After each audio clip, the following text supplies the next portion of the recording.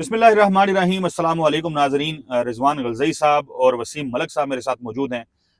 Opposition की 2 रोज़ा कौमी कॉन्फ्रेंस जो है वो ख़त्म हो गई है। एलामिया जो है वो पढ़ा गया है अब से कुछ देर पहले। जब एलामिया पढ़ा गया तो कुछ हमारे सहाफ़ी दोस्त उनकी ये राय थी फौरी तौर पे, वसीम मलक साहब और रिजवान गलज़ई साहब दोनों की तवज्जो चाहते हुए कि यार ये वही है कि बस आप आए, गुफ्तगू की और चले गए।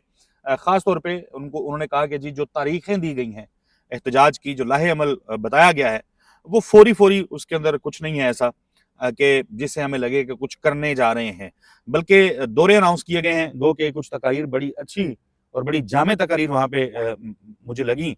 खास तौर पे अगर जिक्र करें महमूद खान अचकज़ई साहब की तकरीर का, गुफ्तगू का, और असद कैसर साहब की गुफ्तगू का, ज़ाहिर है बहुत सारे लोगों ने उसको सोशल मीडिया पे देख लिया होगा, सुन लिया होगा, लेकिन हम एलामिया की तरफ ज़रा बढ़ते हैं और 2 रोज़ तक जो कुछ यहाँ पे खैबर पख्तूनख्वा हाउस में होता रहा इस कॉन्फ्रेंस में, उस तरफ जाते हैं। वसीम मलिक साहब, क्या बुनियादी मैसेज है जो गया है, किस तरीके से देखते हैं इस कॉन्फ्रेंस को? देखिए, तहरीक तहफ़्फ़ुज़ ऐन पाकिस्तान जब से इमरान खान ने उन्हें मैंडेट दिया है, चाहे वो मुज़ाकरात करने हैं या एहतजाज करना है, उसके बाद हमने देखा कि खासी सुस्त रवि का शिकार हो गई थी ये तहरीक तहफ़्फ़ुज़ ऐन पाकिस्तान। आल्दो कि ये इमरान खान के मैंडेट देने से कबल ये एक इत्तेहाद बना हुआ था। माजी में भी वो इस तरह की कौमी कॉन्फ्रेंसेस करवाते रहे, और अब की बार एक तब्दीली ये ज़रूर आई कि इस कौमी कॉन्फ्रेंस का इनेकाद जब पहले दिन हो रहा था तो उसी रोज़ इमरान खान की सुहेल आफरीदी को डायरेक्शंस जाती हैं कि स्ट्रीट मूवमेंट के लिए आप तैयारी पकड़ें। तो फिर हम देखते हैं कि उसी रोज़ सुहेल आफरीदी साहब जो हैं वो तहरीक तहफ़्फ़ुज़ ऐन पाकिस्तान की कॉन्फ्रेंस में शिरकत करने के लिए यहाँ इस्लामाबाद पहुँचते हैं। रात को वो इस्लामाबाद की 2 मार्केट्स का रुख करते हैं और वो अपनी तरफ से ये ऐलान करते हैं और ये दावा करते हैं कि आज से, यानी गुज़श्ता रात से ही, उन्होंने इमरान खान की हिदायत पर अमल दरामद शुरू करते हुए स्ट्रीट मूवमेंट्स की तैयारियाँ शुरू कर दी हैं। तो इसकी एक झलक हमें आज जो तहरीक तहफ़्फ़ुज़ ऐन पाकिस्तान की कौमी कॉन्फ्रेंस थी उसमें नज़र आई है। मुतअद्दिद सियासी जमातें थी, सिविल सोसाइटी थी, वकला थे, मजदूर रहनुमा थे, प्रोफेसर हजरात थे, तुलबा यूनियंस थी, वकला थे, रिटायर्ड जज जो है वो भी उसमें थे। कोई 40 से ज़ायद इसमें तकारीर हुई हैं और आखिरी तकरीर महमूद खान अचकज़ई साहब ने की है, उसमें भी बड़े इंकशाफात हैं। लेकिन असद चौधरी साहब और रिजवान गलज़ई साहब, आपकी इजाज़त से, ये जो 2 दिन हुआ है ना, ये मौजूदा सिनेरियो में मेरे नज़दीक एक बड़ी डेवलपमेंट है कि जहां इस वक्त बोलने की ही आज़ादी ना हो, जहां इस वक्त हमारी इस्टेब्लिशमेंट ऐसी फील्डिंग सेट कर चुकी हो कि आपको इस मौजूदा मुल्क की सूरत हाल से निकलने के लिए कोई रास्ता ही नज़र ना आ रहा हो, तो यहाँ जो तकारीर हुई हैं, मेरे ख्याल में उसको समराइज़ करने के लिए हमें एक सीरीज़ ऑफ वीडियोज़ चाहिए होंगी। इसमें हम क्विकली बात ये कर लेते हैं कि उसके बाद एक अलामिया आया है, यानी आप वाली बात के हासिल क्या है इस 2 रोज़ा तहरीक तहफ़्फ़ुज़ ऐन पाकिस्तान की कॉन्फ्रेंस का। और फिर उसमें आपने अगेन वही बात की, लेकिन इसमें लाहे अमल भी दिया गया। 13 मुतालबात रखे गए हैं और उसके बाद एक लाहे अमल जो है वो दिया गया है। मेरे नज़दीक इस सब में एक बड़ा लाहे अमल जो है वो ये कि ये कहा गया है कि 8 फरवरी 2026, यानी जब अवामी मैंडेट पर डाका डाले जाने के 2 साल मुकम्मल हो चुके होंगे, तहरीक तहफ़्फ़ुज़ ऐन पाकिस्तान ये समझती है कि उस रोज़ मुल्क भर में एक तो एहतजाज होगा, दूसरा शटर डाउन हड़ताल होगी, और तीसरा आलमी सतह पर इसको योम सियाह के तौर पर मनाया जाएगा। और उस सिलसिले में वो बाकायदा अनाउंसमेंट की गई। आल्दो के अलामिया में जो तहरीरी शक्ल में है उसको मैं देख रहा था, तो उसमें जो इमरान खान साहब की गुज़श्ता रोज़ की स्ट्रीट मूवमेंट है उसका जिक्र नहीं है, लेकिन जब वो पढ़ा गया तो उसको उसके साथ रिलेट करके वो जो मॉडरेटर थे अखुनज़ादा हुसैन साहब, उन्होंने पढ़ा और वो कहते हैं कि इस ज़िमन में तहरीक तहफ़्फ़ुज़ ऐन पाकिस्तान तमाम सूबाई हेडक्वार्टर्स में कौमी मुशावरती कॉन्फ्रेंस का इनेकाद करेगी और बार कौंसल्स, सिविल सोसाइटी और अवाम के साथ भरपूर राब्ता करके आइन, कानून और जमहूरियत की बहाली के लिए तहरीक बावकार अंदाज में आगे बढ़ाएगी। फिर वो साथ ये भी कहते हैं कि अवाम को मुतहरिक करने के लिए एक मरकजी कमेटी जो है वो बना दी गई है, जिसमें जो चेयरमैन है मुस्तफ़ा नवाज खोखर हैं, डॉक्टर अमजद हैं, अली असगर हैं, हलीम आदिल शेख हैं और जैन शाह हैं, जो सूबाई और ज़िलाई सतह पर भी कमेटियां बनाएगी। यानी अब ये बाकायदा तौर पर फैसला हुआ है कि पहले तो इस्लामाबाद में आप कौमी कॉन्फ्रेंसेस करते रहते थे, प्रेस कॉन्फ्रेंसेस करते रहते थे, 1 या 2 रोज़ हमने देखा 27वीं तरमीम के बाद जुम्मे का योम सियाह मनाकर वहाँ पर एहतजाज किया गया। लेकिन अब ये फैसला हुआ है कि एक कमेटी बनाई गई है, वो कमेटी सूबाई सतह पर फिर कमेटियां बनाएगी, वो जो सूबाई सतह पर कमेटियां बनेंगी वो फिर जो ज़िलाई सतह है वहां तक कमेटियां बनाएगी, और इस ज़िमन में मुल्क भर में दौरे होंगे और एक तहरीक जो है उस सिलसिले में तैयारियां की जाएंगी। और आखिरी बात, उसमें यह भी कहा गया है कि आज चूंकि हमने अक्सर बात की, महमूद खान अचकज़ई साहब अक्सर कहते हैं कि जी मैं 26 नवंबर की तर्ज की कॉल नहीं देना चाहता। इमरान खान ने ये अगर बोझ मुझ पे डाला है तो मैं उसको, वक्त मेरा होगा, स्ट्रैटेजी मेरी होगी और मैं उसको किसी और तरीके से कॉल दूंगा। वजह जब हम पूछते हैं तो वो कहते हैं कि यार अगले गोलियां चला देते हैं, मैं कौम के बच्चों को मरवाने के लिए तो नहीं बैठा। लेकिन आज उसमें मुझे तब्दीली नजर आई है। उन्होंने बाकायदा तौर पर अल्लामा राजा नासिर अब्बास हों, चाहे इवन के असद कैसर साहब हों, या फिर जो महमूद खान अचकज़ई हैं, उन्होंने कहा है कि हम मानते हैं हमारी तहरीक पुरअज़म है, हमारी तहरीक पुरअमन है, हम इसको किसी के खिलाफ नहीं है, ना किसी को गोली मारेंगे, ना किसी को गाली देंगे, ना किसी से हमारी कोई दुश्मनी है, ना ही किसी से हमारी कोई नफरत है। लेकिन जब हम कोई तहरीक चलाने जा रहे होंगे तो फिर अगर हम पर गोलियां चलाई गई, तशद्दुद किया गया, तो हमें फिर दूसरा रास्ता आता है। अगर आप ये समझ रहे हैं कि हम दूसरा रास्ता नहीं अपनाएंगे तो फिर आपकी भूल है।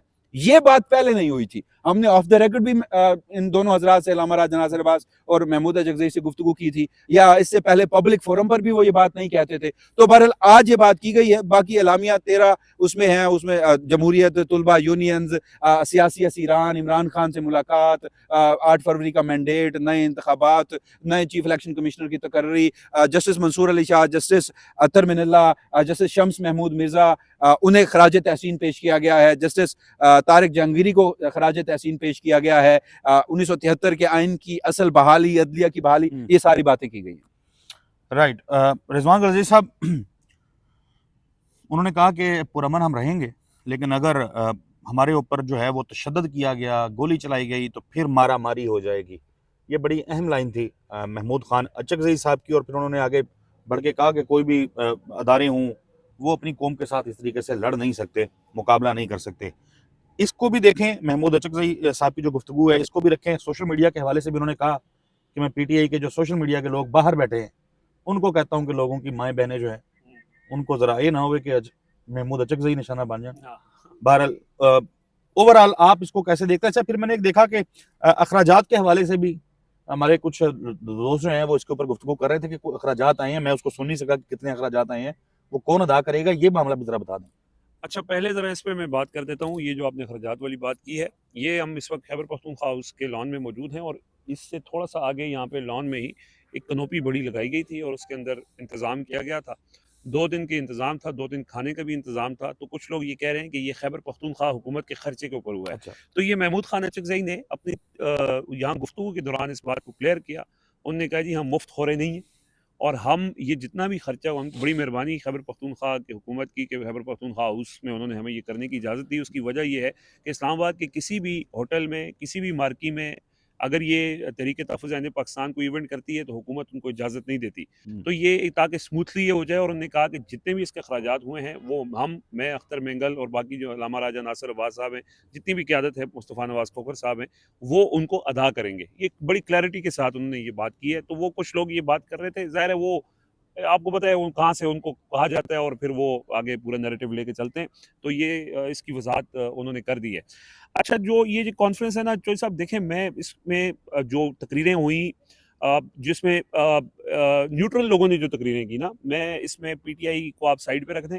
न्यूट्रल लोग, न्यूट्रल बैरिस्टर गौहर, नहीं वैसे तो वो भी न्यूट्रल है, लेकिन मैं और आज उन्होंने बड़ा खूबसूरत कहा हाँ, कि ये बेचारा तो वो पटाखा चले तो डर जाता डर है। जाता है। हाँ, वो महमूद खान अचकज़ई ने बहुत ही अच्छी गुफ्तगू की।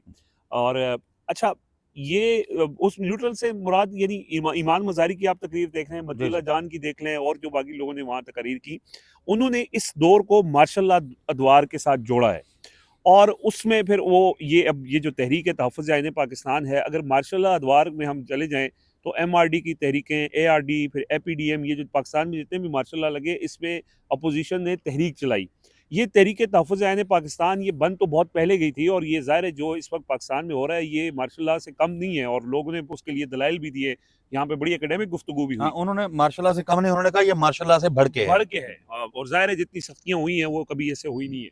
तो आपको वो जितनी भी तहरीकें हैं, वो तहरीकें चलने में टाइम लेती हैं।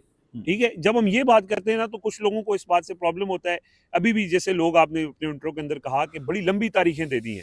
देखिए, ये पहले मामला था पीटीआई का। पीटीआई ने इस मामले के ऊपर अपनी पूरा जोर लगाया, अपनी स्ट्रीट पावर भी दिखाई, अपनी हर तरह की अवामी ताकत भी दिखाई, लेकिन 8 फरवरी को लोगों की वोट की पावर को ख़त्म किया गया और 26 नवंबर को उन्होंने गोलियां मार के उनकी स्ट्रीट पावर को भी एक तरह से ख़त्म कर दिया। ये एक तल्ख़ हकीकत है, इससे कोई इनकार नहीं कर सकता। अब आपने दोबारा से एक रीबिल्डिंग प्रोसेस के अंदर आना है और उसके अंदर तहरीक तहफ़्फ़ुज़ ऐन पाकिस्तान का जो मौक़िफ़ है, जिसके अंदर वो ये शायद कभी बहुत ज़्यादा खुल के, वैसे महमूद खान अचकज़ई तो ये बात करते हैं, वो तो कहते हैं कि पीटीआई के कारकुन अपनी क़यादत के ऊपर प्रेशर ना डालें। अच्छा, कारकुन ये कहते हैं कि हम चुप करके बैठे रहेंगे तो इससे भी कुछ नहीं होगा। तो अब वो जो तहरीक बिल्ड करना चाह रहे हैं उसके अंदर वो ये सारे लोगों को ऑन बोर्ड कर रहे हैं, सियासी जमातों को, मुख्तलिफ मुकातब फ़िक्र को, और उसके अंदर एक मुत्तफ़िक़ा चार्टर जो है वो, और उसके अंदर ये एलामिये के अंदर उन्होंने बता भी दिया है और आगे आने वाले दिनों में उन्होंने अपना लाएअमल भी दे दिया है। अब लोग समझते हैं कि लाएअमल का मतलब ये है कि तहरीक तहफ़्फ़ुज़ ऐन पाकिस्तान आज कोई कॉल दे देती।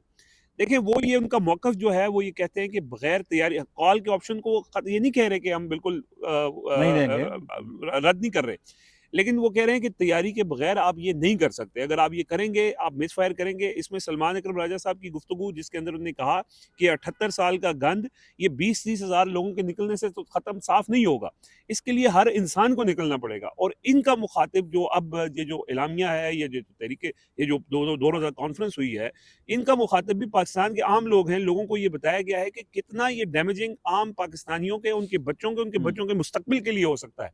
सो उससे पहले आप ये जो ग्राउंड बिल्ड करना और एक तहरीक को बिल्ड करना, इससे पहले माजी में तारीखी एतबार से अगर हम देखें, इसमें टाइम लगा है।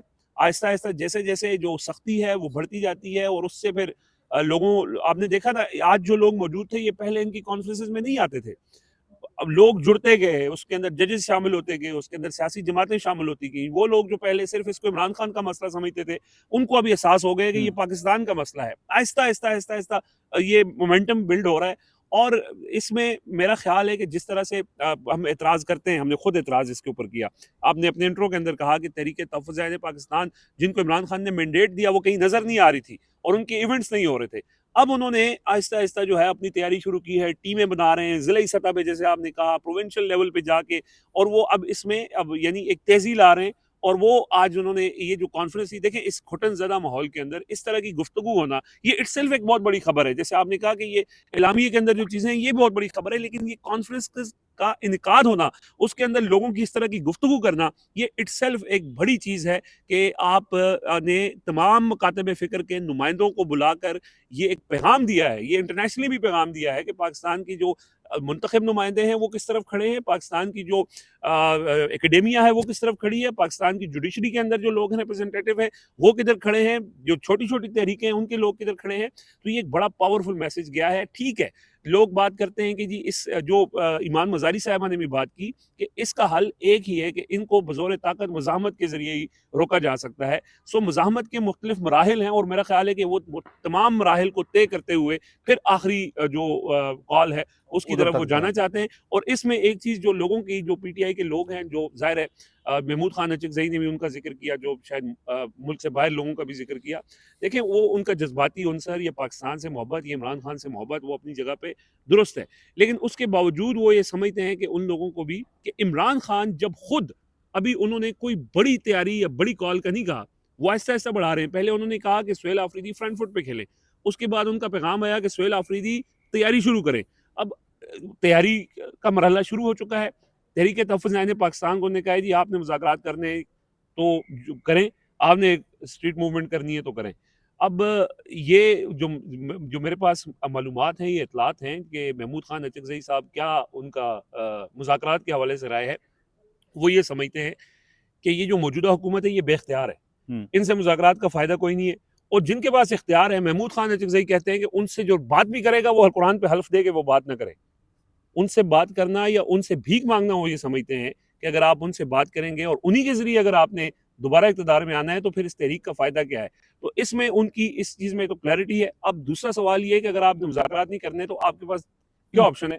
तो वो उस सिलसिले में अपनी मोमेंटम बिल्ड करना चाह रहे हैं, लेकिन साथ ही साथ वो ये भी कहते हैं कि इस वक्त जिस तरह की खूनख्वार हमारी रियासत हुई हुई है, तो वो बच्चों को एक्सपोज करके उनको मरवाना नहीं चाहते।